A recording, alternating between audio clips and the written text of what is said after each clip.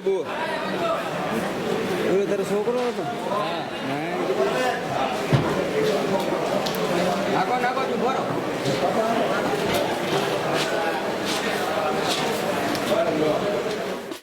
પધારો પધારો પધારો અટલ આશ્રમ તીર્થક્ષેત્રમાં આપનું હાર્દિક સ્વાગત છે. આવો મિત્રો, તારીખ 22ની દિવસ સંત સંમેલન, પારદ તુલા એવં મહિલા મંડળ દ્વારા ભજન સત્સંગ તેમજ 12 વાગ્યાની આસપાસમાં સંતો, સાધુ સમાજ, વિરક્ત સાધુ સમાજ સુરત મંડળનું આયોજન, ભોજન પ્રસાદ, દાન દક્ષિણા વગેરે તેમજ 23 તારીખના દિવસે હનુમાન જન્મ ઉત્સવ, જે સવામણીનો ભોગ કહેવામાં આવે. એ સવામણીનો ભોગ એટલે 50 કિલો બુંદી, રાજસ્થાની ભાષામાં સવામણી એટલે 50 કિલો હિન્દી ભાષામાં, અને આપણી ગુજરાતીમાં સવામણ એટલે 25 કિલો. એવી રીતે સવામણીનો મતલબ 50 કિલો બુંદીનો ભોગ ભક્ત તરફથી લાગે. એવી રીતે 50 સવામણી અત્યારે નોંધાયેલી છે મારી પાસે. એ સવામણી દ્વારા આ લાડુનો ભોગ દરેક ભક્તોના હાથમાં ટોપલી લઈ અને આખી મંદિરની પરિક્રમા કરી, હનુમાનજી મહારાજની પરિક્રમા કરી અને એ હનુમાનજીના ચરણોમાં ધરવામાં આવશે. ત્યારબાદ એમની પૂજા કરવામાં આવે.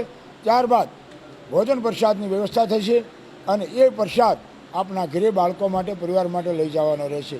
સવારે 10 વાગ્યાથી રાતના 10 વાગ્યા સુધી પાકા ભોજનની વ્યવસ્થા કરવામાં આવેલી છે. પ્રસાદની સવારે 10થી રાતના 10 વાગ્યા સુધી, તારીખ 22ના રોજ હનુમાન જન્મ ઉત્સવ નિમિત્તે 23 તારીખના દિવસે હનુમાન જન્મ ઉત્સવ, 22ના દિવસે સંતોનું સન્માન અને સંતોની રસોઈનું આયોજન કરેલું છે.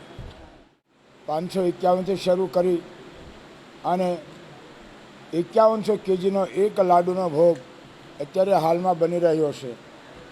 કંદોયા દ્વારા ગઈકાલથી શરૂ થયો છે, જેની અંદર 1500 કિલો બેસન,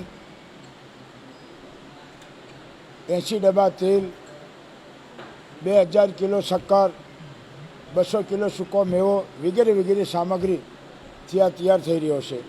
આ લાડુ જે આપણે કરી રહ્યા છીએ એ હનુમાન જન્મ ઉત્સવ નિમિત્તે, આપણે આપણા જન્મ નિમિત્તે કેકનું વિતરણ કરતા હોઈએ, પણ આપણે હનુમાન જન્મ ઉત્સવ નિમિત્તે એમને લાડુની કેકનું આપણે પૂજા કરીએ છીએ. એવી રીતે એ પ્રસાદ સ્વરૂપે એ લાડુનું વિતરણ કરવામાં આવ્યું છે. પ્રસાદ સ્વરૂપે કમસે કમ 2000 કિલો બુંદી અને નમકીન ગાંઠિયા એ અલગ જમણવાર એ પાછળ થશે. એ આખી સામગ્રી અલગ છે. 15000 લીટરથી વધારે છાશ છે અને આ સુંદર આયોજન